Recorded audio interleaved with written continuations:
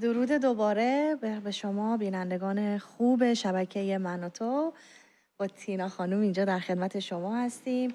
گفتگوی شهرام شب‌پره رو با هم شنیدیم. من مثل تینا، من هم مثل علی همدانی احساساتی شدم و اون جمله زیبایی که من شهرام روراس هستم و دستش رو اینجوری آورد جلو.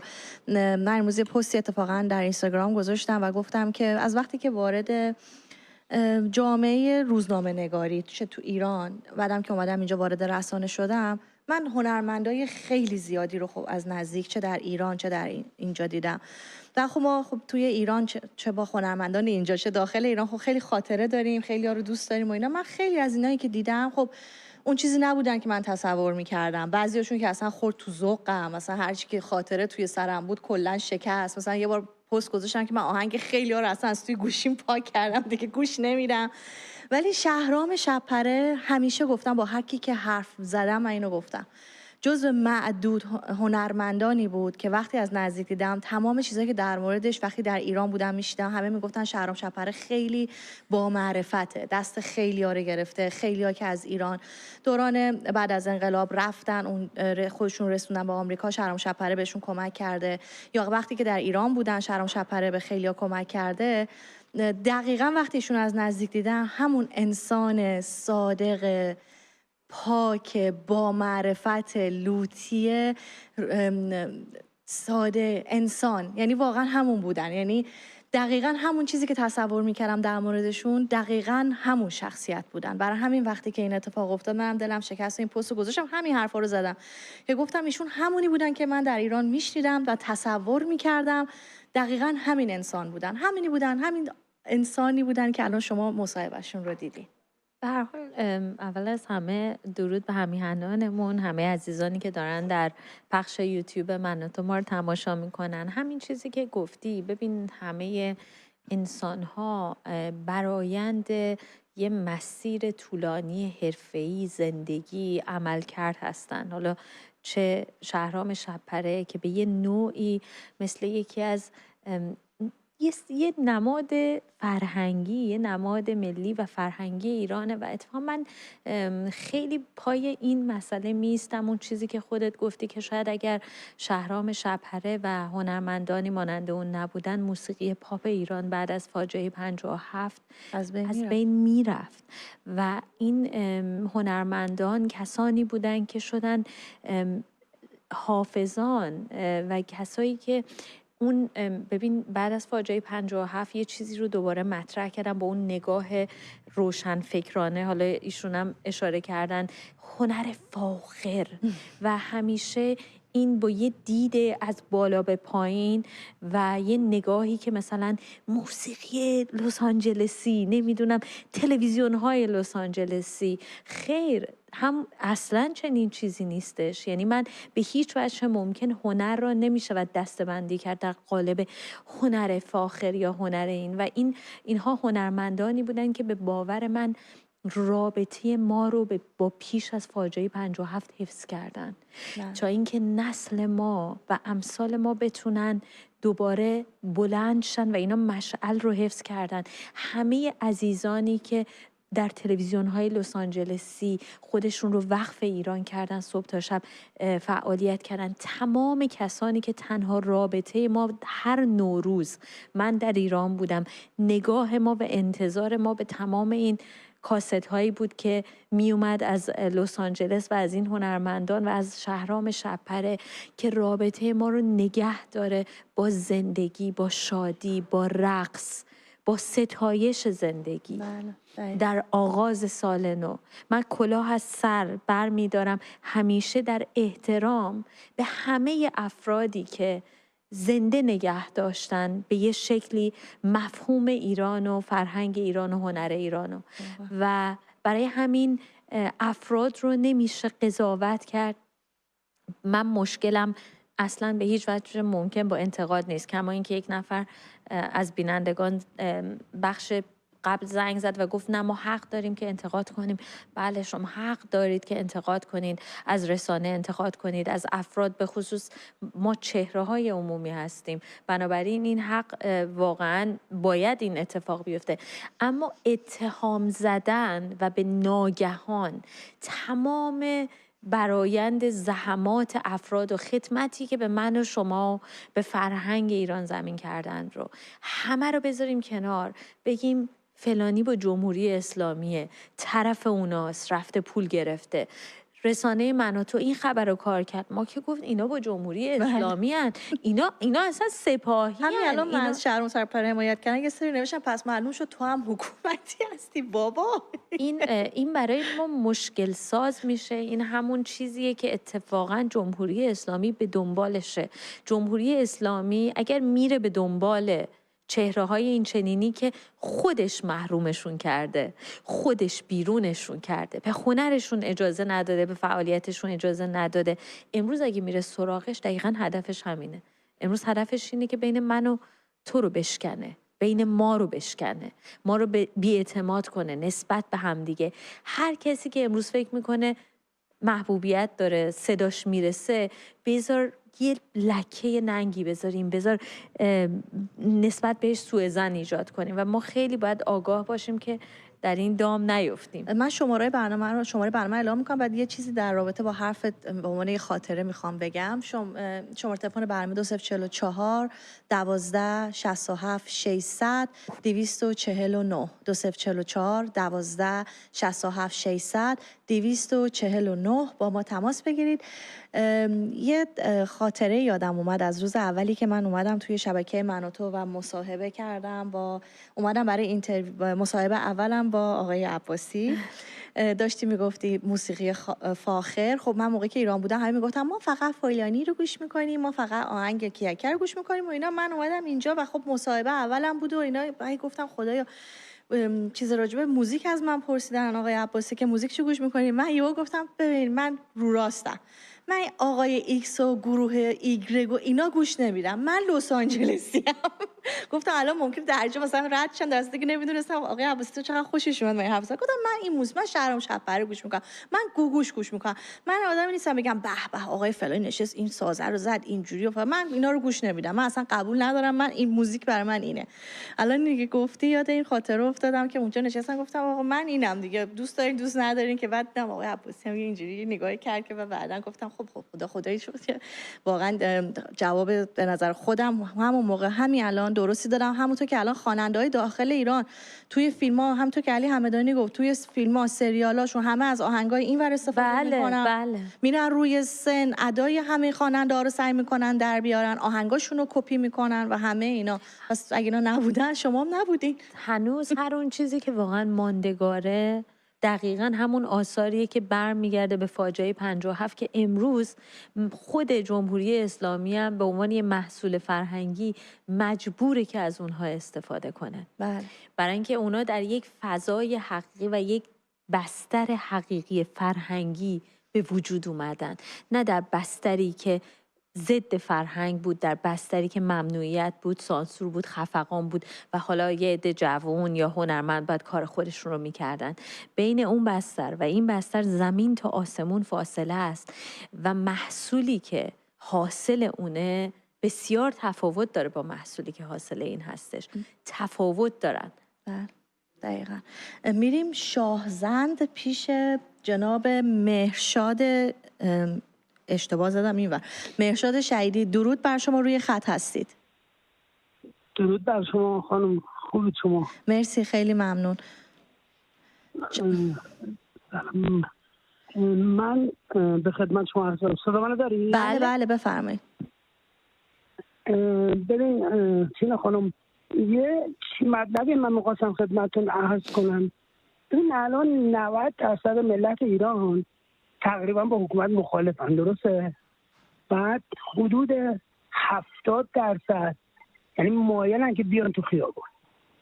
بعد حداقل 20% حاضرن جونشو رو بدن، متوجهی؟ ولی هیچ اتفاقی نمیفته.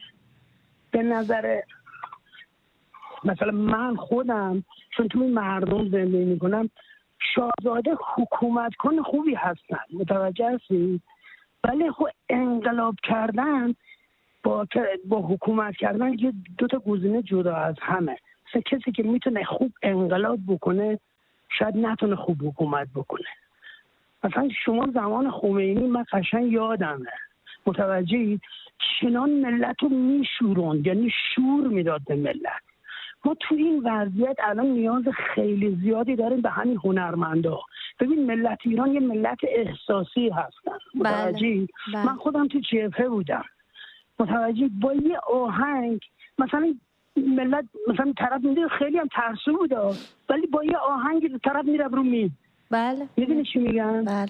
یعنی یکی از مشکلاتی که ما الان داریم شعور نمیدن به این به اصطلاح مردم. میدونی چی متوجه میشه که احساس شعوریه چون ملت کشورهای که به اصطلاح ملت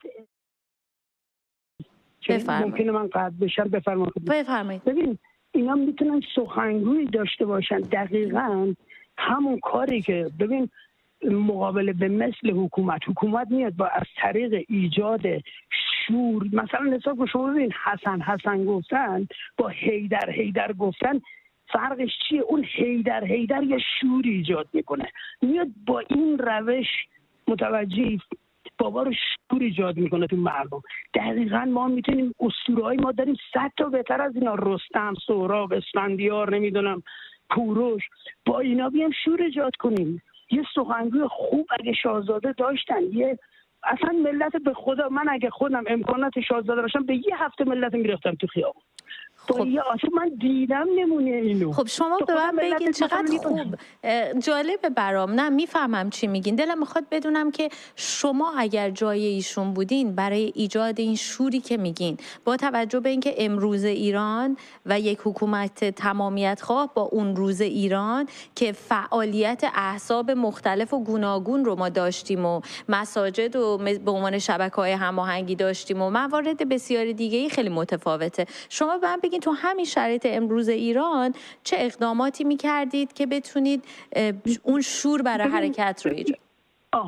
اتفاقا نکته در اینجا. ببین تینا خانم، دکتر مهندس و نمیدونم اینا نمیاد تو خیابون برای راهپیمایی، برای ریختن تو خیابون ملت معمولی میان.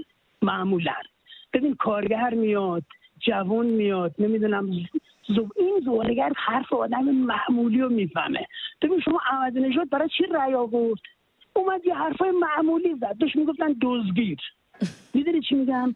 اگه شاهزادگی یعنی کسی که از معمولا انقلاب کننده از بطن مردم اگه باشن، ببین متوجه میشن که مردم حرفشو بفهمن، خودمونی صحبت کنه. ملت و کسایی که انقلاب کنن خیابون بیا هستن حرفای شاهزاده رو نمیفهمن، یعنی سلم قلمه براشون. میدونی چی میگم؟ مثلا امثال ما میفهمیم.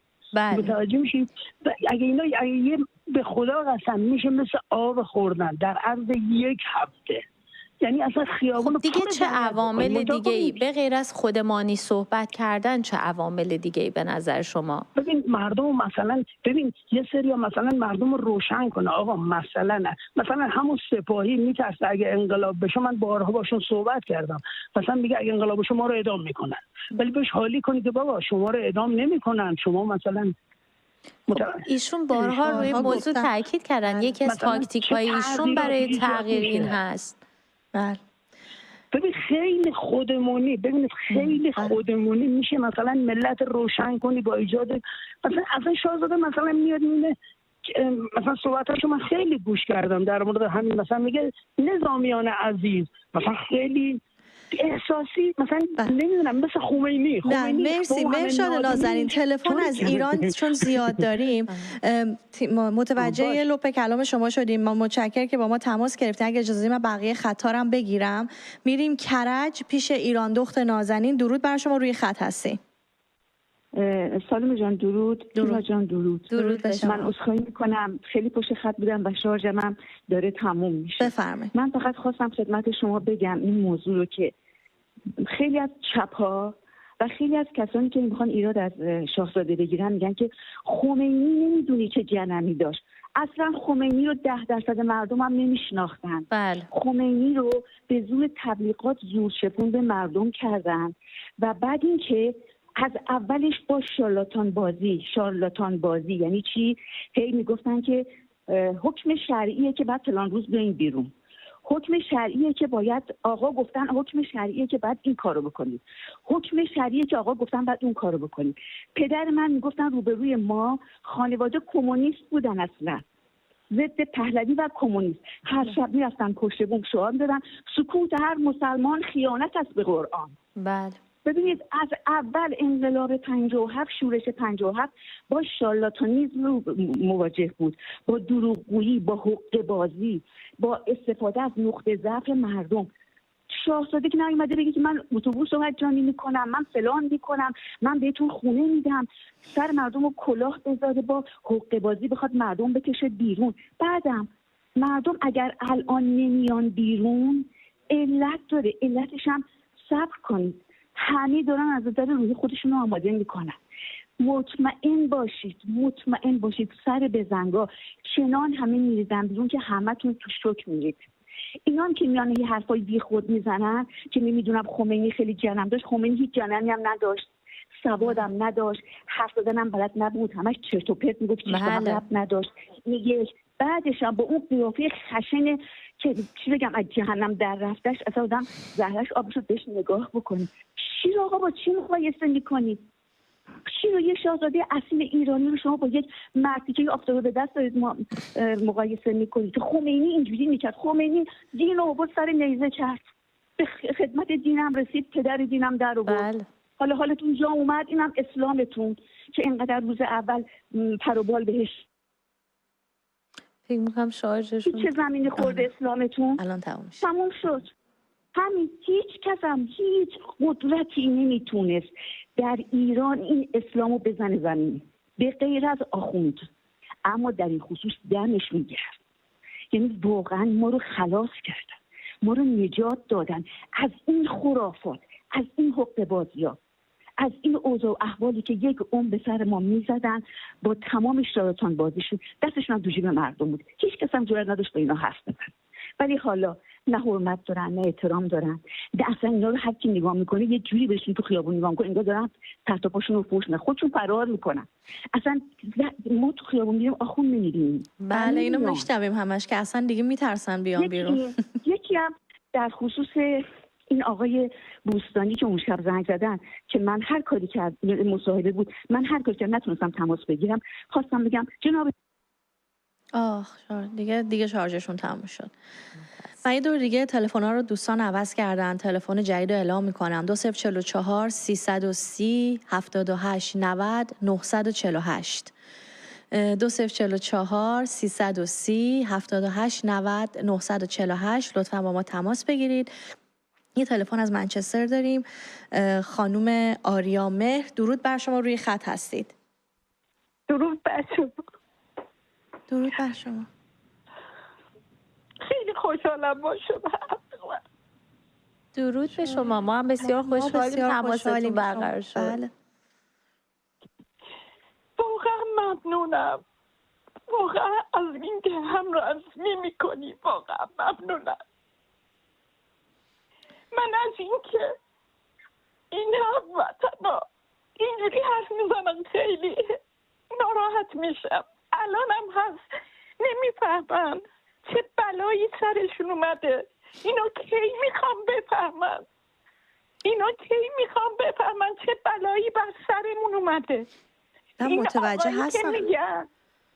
این آقایی که میگه که شاهزاده باید اینجوری بگه، بابا همه خود جوشن، چه رستمی، همه بچه ما رستمن، همه بچه های ما جونشون رو دادن.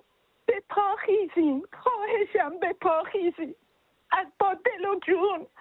ما اصلا نمیخواد کسی به ما بگه، ما احتیاجی نداریم، هر کی به اندازه خودش. من اینجا حتی به انگلیسیا، الان هم هست این انگلیسیا بر ضد شاهزادن، من بهشون میفهمونم. هر کی به اندازه خودش باید بفهمونه. من بهشون میگن 2500 ساله اینقدر خرج کرده. گفتم اصلا خرج کرده، خوب کاری کرده به خاطر ابهت ما. الان من پوز چی رو میدم بعد از 50 سال؟ چرا اینو اینجوری میکنن؟ الان هم هست راضی نیستن شاه ما بیاد.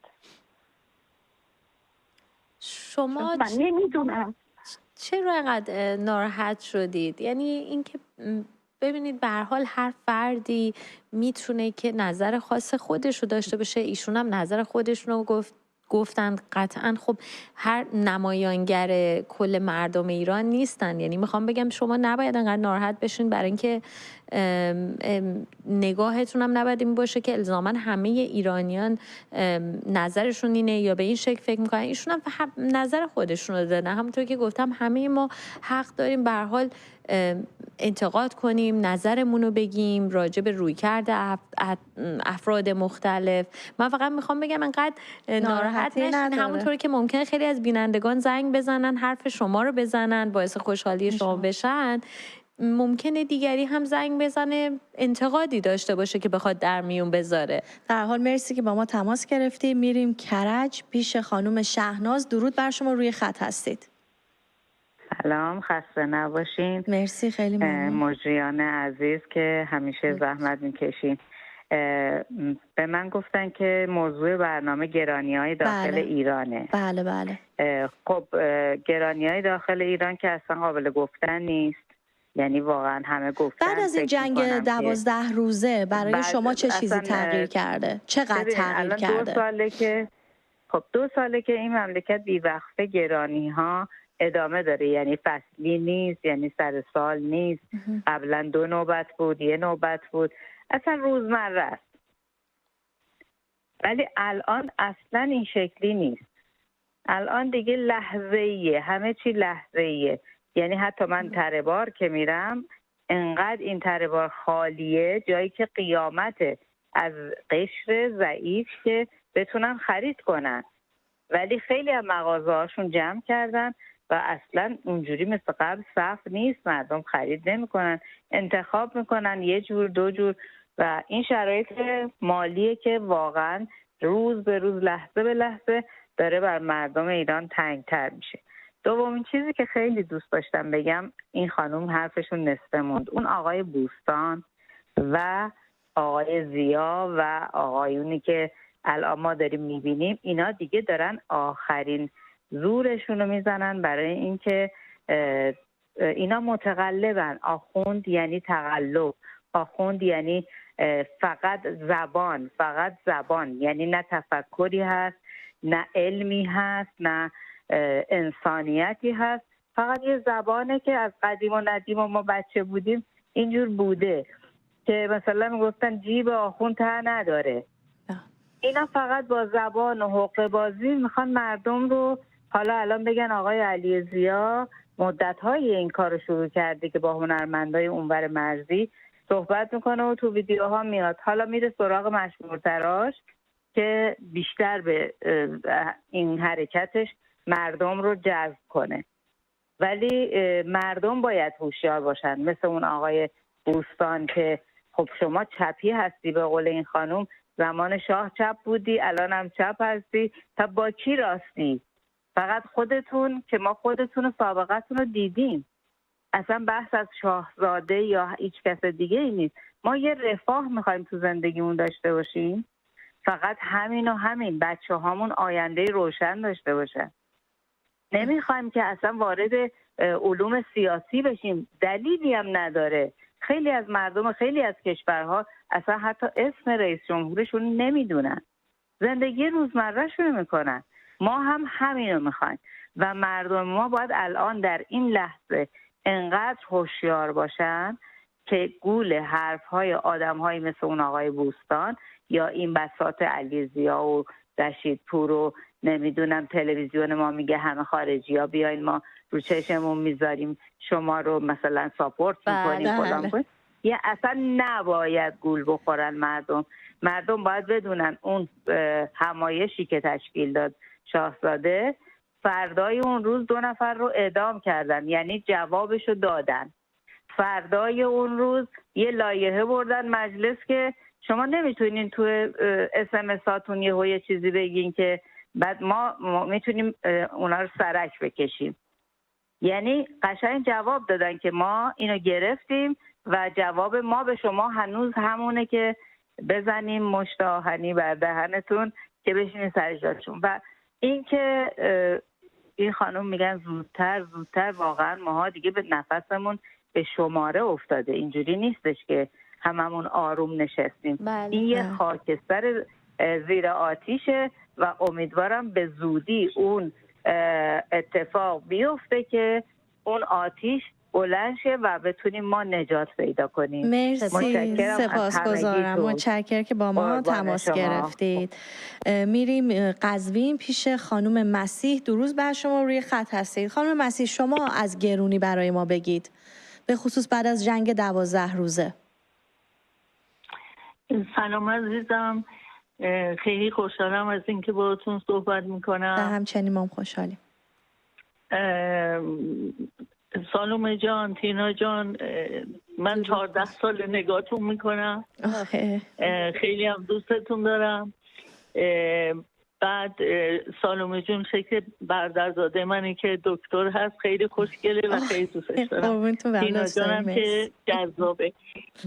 عزیزم، با درود به شما، درود به همه مردم خوب و مبارز ایران، درود به مادر دادخواه که همیشه بغض گلومو میدید.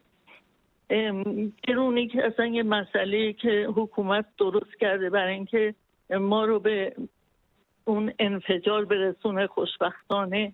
این خیلی خوبه که خسته بشیم و این خستگی باعث میشه که یه دفعه هممون پاشیم. من خودم همیشه مبارزه مدنیم که نداشتن حجاب رو ادامه دادم، سال هاست. به هر حال با مبارزه مدنی باید ادامه داد دیگه، ادامه داد تا به اون لحظه موعود برسیم به قول معروف. در مورد گرانی اینا واقعا من تخصص ندارم، فقط همینطور احساسی براتون صحبت کردم. ولی در مورد آقای شهرام شب‌پره اگه اجازه فرمایید یه صحبتی بکنم. آقای شهرام شب‌پره با توجه به این چیز، با این همه به قول معروف تجربه‌ای که دارن، چرا باید گول حکومت رو بخوره؟ حکومت میبینه الان یار نداره، خب یاراش کمن، یارای اونور یعنی ماها زیادیم، چون نمیتونه یارای اونور رو کم کنه، میاد چی یار کسی این مدلی میکنه. خب آقای شهرام شب‌پره نباید گول این آدما رو بخوره. این آدما اصلا معلوم الحالن، اصلا نباید به اینا اجازه بدیم که در ما نفوذ کنن و به این راحتی. وگرنه ما آقای شهرام شب‌پره رو خیلی دوست داریم، براشون احترام قائلیم. مسیح جان، ولی اینی که ببینید ما جان متوجه صحبتتون هستم، اما اینم باید بگم که این بار اولی نبوده که این افراد تلاش کردن که با ایشون تماس بگیرن. خودشون هم اشاره کردن، بارها رد کردن، پیشنهاداتی که بهشون شده رد کردن. اما همه بحث ما اینه که به هر حال ممکنه که یه همچین مسئله هم پیش بیاد و مشکل اینه که اینکه ما ایرانی‌ها خودمون بخوایم کامل ایشون رو رد کنیم یا ایشون رو با این همه سابقه‌ای که برای من و شما و ایران ایستادن در جایگاه جمهوری اسلامی قرار بدیم. مسئله و مشکل امروز اینجاست، وگرنه در تمام این سالها حتما تلاش شده با ایشون تماس برقرار شه، حتما خودشون هم گفتن، پیشنهادم بهشون کردن، هر بارم گفتن، ایشون رد کردن اون پیشنهادو. حالا یه موردی هم به هر دلیلی پیش اومده مانند این مسئله اینجاست که نمیتونیم شهرام شب‌پره رو رد کنیم یا بذاریمش یه جایی که جمهوری اسلامی قرار گرفته. مرسی که در حال با ما تماس گرفتین خانم مسیح. میریم تهران پیش جناب مرتضی. درود بر شما، روی خط هستید مرتضی جان. سلام، شبتون بخیر. صدای منو میشنوین؟ بله صدای شما رو میشنویم. خسته نباشید خانم جان. این خانم هم از شما تعریف کرد. حالا من میخوام بدم یه چند دقیقه من با شما درد دل کنم. حالا یه احساس هم بگم نسبت به این خانم تینا بنده خدا، اون خط هم افتاده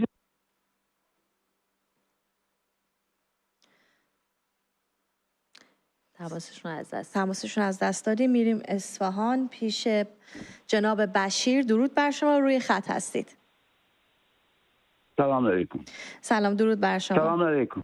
بشیر جان روی خط هستید، صداتون رو داریم. بشیر جان شما از گرانی‌های بعد از این جنگ 12 روزه برامون بگید. از گرانی‌ها نمیخوام بگم، میخوام بگم که یه بازنشستی مجتمع دانشگاهی که دانشگاه علوم پزشکی و من 50 سال حق بیمه پرداخت میکنم و بیمار قلب باز هستم و این حق بیمه منو پیشخور کردند و به هیچ عنوان نمیتونم ازش استفاده کنم. یعنی خود مؤسسه میتونه رایگان منو تامینم کنه، ولی به خاطر این هماهنگی ها و اینکه کسی بلد نیست چی کار بکنه، حق من داره خورده میشه و من مجبورم. میگن بیمه هستی، بیمه حقت پرداخت میکنه و حق بیمه منو 50 سال دارم پرداخت میکنم. الان 1 سال است که از حق بیمه استفاده نکردم. بیمار قلب بازم هستم و مشکلات زیاد دارن که متاسفانه هیچ کس به داد ما زنگ پیگیری کردین؟ زنگ زدین؟ پرسیدین علتش رو؟ با مسئولین صحبت میکنیم، هر کنشون یه چیزی میگن جواب ما رو قانع میکنند و قانع که چه کنم، قانع نمیکنن. حق ما رو پیش خور کردن رفته. ما بریم بیمارستان میگن پول بریز به حساب. میگن ما با 50 سال من حق بیمه پرداخت میکنم، من 50 سال الانم برقرار حق بیمه که دریافت میکنه دولت. من کجا رفتن حق بیمه من که من باید الان دوباره پول بریزم به حساب برای کارم؟ شما چه اقدامی انجام دادین برای در زمینه حل مشکلتون؟ خودتون چه اقدامی انجام دادین؟ با مسئولین، با نماینده محل، با اینا صحبت کردیم. هیچ کدومشون جواب قانع کننده با ما نمیدن. شما تعدادتون زیادم باید باشه، درسته؟ نباید شما که فقط تنها نیستید که بقیه نه، همکارامون هم زیاد هستن. بله، همکارانتون همشون با هم اونام اعتراض کردن. الان دانشگاه علوم پزشکی به طور کلی رایگان من تامینم باید بکنه از نظر درمان، ولی متاسفانه به خاطر که بیمه هست میگه بیمه پولتون رو میده، شما بیاید پول بریزید به حساب، بعد فاکتور بگیرید برید تست بگیرید. پولی که من 50 سال پرداخت کردم الان این مجتمع درمانی باید دوباره بریزم به حساب، بعد برم از تامین درمان دریافت کنم. یعنی فاکتور به من بدم برم دریافت کنم. این چه بازی سر ما در آوردن دو. یعنی دغدغه که میگن دغدغه بیمار نداشته باشه، دغدغه بارو گذاشتن روش بیمار، بیمار گذاشتن. واقعا متاسفم. جناب پزشکیان که میگن همه چی خیلی خوبه و اصلا هیچ کدوم از جناب پزشکیان و همسالم خیلی حرفو میزنند، والا هیچ کدوم حرفاشون درست در میاد، همیشه دروغ به مردم میگن. یه عده هم اصلا دنبال رو اینا هستن که خب متاسفانه ما ضربه اونا رو میخوریم که متاسفانه نادان هستن، دانا نیستن. که دانا بودن پیرو بودن خوب بود، نادانن، دنبال اینا هستن. امیدوارم الان صداتون پخش میشه، حداقل یه سری واقعا بشنون، شاید فرجی شد. من نمیدونم، واقعا متاسفم. من کارمند دانشگاه علوم پزشکی هستم. دانشگاه علوم پزشکی من که کارمندش هستم تامینم میکنه، از نظر درمان باید تامینم کنه، باید از مزایای مجتمع استفاده کنم که متاسفانه تامینم نمیکنن و میگن بیمه هستی، پول بریز به حساب، بعد بیمه پرداخت میکنه به. خب به نظر شما این رو چطور میشه الان حلش کرد؟ به خاطر اینکه شما اشاره کردین با دولت رأساً اقدام کنه، قاطعیت داشته باشه، سازمانات درمان رو بهشون بگید که باید قرارداد داشته باشه با بیمه. خب که نمیکنن. بله دیگه. خب قرارداد من میدونم دولت باشون بعد حساب میکنن و قرارداد میبندن باشون، چون دولت بعد حساب میکنه باشون، قرارداد میبندن با دولت و میان چیکار میکنن؟ من ببخشید من دل خوره دارم، هم ریخته هم دارم، بعد حرف میزنم ظاهرم بعد حرف میزنم، ولی اینطوریه. میگن حق بیمه رو که پرداخت کرده 50 سال داری پرداخت کرده و هنوزم داری پرداخت میکنی، اون بمانه، پیش خور شده رفته. شما دوباره کردم اومدی بیمه همه خطا همه با هم پرید. بله متاسفانه. اما یه عالم خط ایران اینجا بود، من داشتم می‌دیدم همه با هم رفت. اما مسئله حالا مشکلی هم که سیستماتیک که وقتی وجود داشته باشه همینه دیگه. بفرمایید. تلفن داریم، از خوشحال میشم وقتی تلفن ها یکی برمونم از ایرانه. جناب مهدی از گیلان، درود بر شما، روی خط هستید. سلام عرض میکنم، خسته نباشین. درود بر شما. نمیخوام مزاحم بشم. یه بار تیم‌ها جان چند دقیقه پیش از یه دونه از عزیزایی که تماس گرفته بود پرسیدن که شما اگه به جای آقای پهلوی باشی چیکار می‌کنی؟ مثلا چه نظری داری؟ من می‌خواستم راجع به اون صحبت بکنم اگه اشکال نداره. یه ذره بلندتر اگه صحبت بفرمایید. باشه. من این برنامه‌ای که آقای پهلوی این سمیناری که گذاشته بود تازگی نگاه کردم. یعنی در واقع ایشون پتانسیل بالایی دارن برای اینکه بتونه رهبر اپوزیسیون باشه، رهبر مخالفا باشه، ولی از این استفاده نمیکنه و اطرافیانش هم نمیدونم با شایع‌بازی دارن چیه، اونجوری که باید به نظر من راهنمایی نمیکنن ایشونو. وقتی که نگاه کنید همه مثلا رضا شاه یا محمد رضا شاه رو دوست دارم، ولی الان 50 سال از اون گذشته، 50 سال خودش یه عمره. ایشون همونجوری که نمیاد نمیگه آقا ولی عهد نمیدونم فراری هم الان هم نباید از واژه چی میگن شاهزاده استفاده بکنن. واژه شاهزاده که ببینید، نه اجازه بدید، ایشون فرزند شاه ایران هستن. این یک حقیقت، یک واقعیته. بنابراین این عنوانی هستش که عنوان ایشونه که داره استفاده میشه. حالا نمیدونم نگاه کنین وقتی عنوان ایشون هدف ایشون از هدفش دور میکنه، نباید ازش به نظر من نظر من شاید اشتباه باشه، نباید ازش استفاده بکنه. ایشون میخواد که رهبر مخالفا باشه، ولی به قول خودش اصلا هیچ در فردا هم میگه که دموکراسی حاکمه، ولی پشت سرش چی میگن ایشون اولا خودشون رو هیچ وقت این عنوان رو به خودشون ندادن. اتفاقا در هر شرایطی هم که قرار گرفتن اشاره کردن که شما میتونید منو هر جوری که میخواید، در مصاحبه با کسانی که حتی مخالف ایشون بودن. ببینید من بعضی جاها دیگه فکر میکنم مخالف ایشون نیستم. نه شما رو میگم حتی بگم که ایشون باید از پتانسیلش بخواد وقتی استفاده بکنه، نباید بگه من پدر ایرانم، نباید بگه که من شاهزاده هستم، باید بگه که من رهبر مخالفم بدون هیچ کم و زیادی.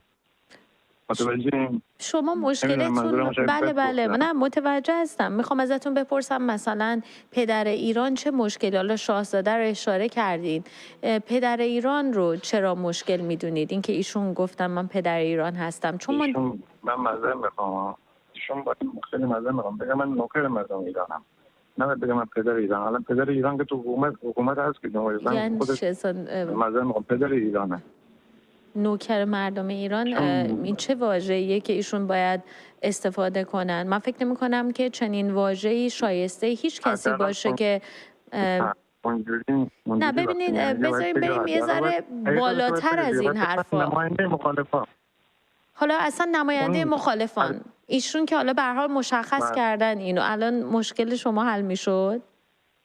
شما به عنوان شما خودتون مخالف جمهوری اسلامی هستید؟ خب شما به عنوان یک مخالف خودش میگه که چینا خانم ایشون خودش اعلام میکنه من 45 سال دارم مبارزه میکنم. وقتی نگاه میکنیم با این رویه اون پتانسیلی که خودش داره رو با اینکه مردم رو دوست دارن، با اینکه مردم اینو حمایت میکنن، اون حد اکثر پتانسیلش رو نمیتونه برآورداری بکنه. خب چطور میتونن این کارو بکنن؟ باید خاکی‌تر باشه. متوجهی؟ در جهان امروز مشکلات و بحران‌هایی که امروز ایران داره، یعنی شما فکر میکنید که خاکی بودن ایشون الان ملاکه برای حل مشکلات و طی کردن این مسیری که ما درش هستیم؟ نه نگاه کنین همونجوری که رئیس جمهور اوکراین میره پیش ترامپ میشینه کدشروان نمیشه اون مسخره میکنه. این وقتی که اون رئیس جمهور چی میگن الان همون رئیس جمهور آمریکا هم وقتی که توی مرخصی خودش است، با خودش بار نمیسته که مهدی جان ببینید افراد عادیان. شما جدای حالا از عنوان چه موارد دیگه‌ای در صحبت‌های ایشون دنبال کردید؟ اصلا ایشون هدفشون رو میدونید؟ ارزش‌هایی که در این کنفرانس بیان شده چی بوده؟ اینا رو دنبال کردین؟ هستن هم قطع شد. قطع شدن. میریم علیرضا. دستم خود را ببخشید رفتم خانم دورنا. ببخشید خانم دورنا از تهران، درود بر شما، روی خط هستید. سلام جان، امیدوارم خسته نباشین، خوب باشین. مرسی خیلی من میخواستم یه صحبتی کنم راجع به این افرادی که تلفن میکنن و یا تو جمع‌هایی که ما هستیم جدیدن صحبت میکنن، ایراد میگیرن از شاهزاده و میگن که ایشون نباید بگه، نباید میگفتن که من پدر شما هستم. آخه اگه کسی بهتری رو دارید معرفی کنید، اولا بهتر از ایشون. دوما ایشون چه چیزی رو بایستی بیاد بگه؟ اون خمینی رو با آفتابه شما وارد این مملکت کردید و یه عالم حرفای چرند زد و همه پای منبرش نشستید و گوش دادیم و هیچ کس ایراد نگرفت. ایشون شاهزاده چند تا زبان زنده بین المللی دنیا رو صحبت میکنن، تحصیلات دارن، میتونن قشنگ حرف بزنن، برنامه دارن برای ما. بله. چرا مردم میشینن این صحبت ها رو میکنن؟ عقلانیت و خرد و آگاهی الان ما لازم داریم. بله، عقل سلیم. بله. چرا؟ اگه کسی بهتری رو سراغ دارید معرفی کنید. بله. چرا نمیگید؟ چرا نمیاریدش جلو به ما معرفیش کن؟ ما الان هیچ کسی به جز ایشون ندادیم به عنوان یک گزینه و ایشون از بچگی تربیت شده برای این کار. بله. من اصلا فکر میکنم بیشتر همش داریم به حاشیه میپردازیم تا به اصل ماجرا. اصلا این چیزا برای من به شخصه چیزایی که میشنوم یا در فضای مجازی دنبال میکنم اصلا اینجوریه که بابا اصلا ما انقدر مشکلات در ایران داریم و الان داریم به چه چیزای کوچک بی‌معنی گیر میدیم. مردم هوا ندارن نفس بکشن، آب ندارن، برق ندارن. اصلا این حرفا اصلا یعنی چی؟ یعنی وقتی شما ببینین یه وقتی هست شما نقد میکنید، میایید در برابر اون چیزی که نقد دارید میایید گزینه‌های خودتون رو مطرح میکنید، میگید به عنوان مثال من برنامه من برای تغییر این هستش، به عنوان مثال من این روی کرده دارم. اما من احساس میکنم که چون چیزی وجود نداره ما اصلا به دنبال فرعیاتی هستیم که وقتی از بالا نگاه کنین و شرایط ایران رو ببینین اصلا اهمیتی نداره. تو مقایسه کنن، چرا مقایسه نمی کنن؟ توی این چند سال 47 سال مقایسه کنن. این آقایونی که بر مسند کار بودن، رئیس جمهور بودن، همه رو مقایسه کنن با ایشون. ما وزیر خارجمون بلد نیست انگلیسی صحبت کنه. بله. رئیس جمهورمون بلد نیست انگلیسی صحبت کنه.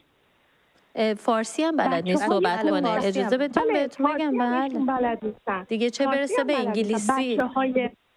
بچه‌های 7 ساله و 15 ساله و 16 ساله تو ایران الان انگلیسیشون بهتر از وزیر خارجه ما هست. بله. میبینیم در فضای مجازی. بله. چرا ایراد بیخود از چی میگیرن؟ اگه گزینه‌ای دارید بابا زنگ بزنید به همین برنامه، همین گزینه رو معرفی کنید. مرسی، خیلی ممنون که با ما تماس گرفتیم خانم دورنا. شبتون بخیر. مرسی، خدا حافظ. خدا نگهدار. میریم به لندن پیش جناب معین. درود بر شما، روی خط هستید. درود بر شما و بینندگان. ببخشید خیلی پشت خطم موندین. شما آخرین تلفن امشب ما هستید. در مورد این لایحه جناب پزشکیان شما شنیدید که بر حمایت از ایرانیان خارج از کشور؟ بله البته هم این لایحه و هم یه چیزی حدود بیش از 30 سال هستش که ما داریم روایح مختلف رو میشنویم، ولی اینکه حالا چقدر یه ایرانی که خارج از ایران هست و چه حکایت هایی داشته تا حالا از هر مدل ورودی به خارج از ایران، یعنی تحصیلی آمده، نمیدونم مشکلاتی داشته از ایران خروج کرده یا هر چی، برای هممون یه حسی راجع به این موضوع فکر میکنم مشترکاً داریم و اون عدم اعتماده چون تناقضات زیاد وجود داره و من فکر میکنم که این ببخشید بازم برمیگرده به اون نحوه سیاستگذاری که تو اون مملکت جاریه.